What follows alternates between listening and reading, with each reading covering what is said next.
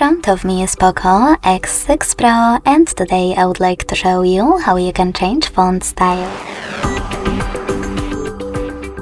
Begin by opening Settings and scrolling down to access Display and Brightness. Then scroll all the way down and hit Font Settings.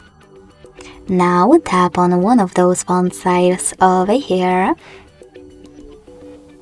or select Font Settings and click on those three dots.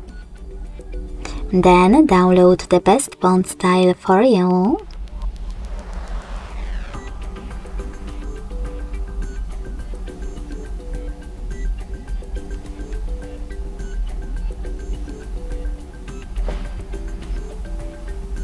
Hit Free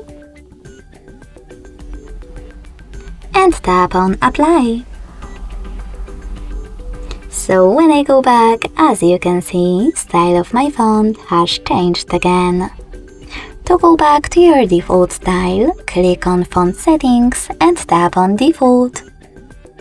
Thanks so much for watching. If you enjoyed this video, leave a like, comment and subscribe. Bye!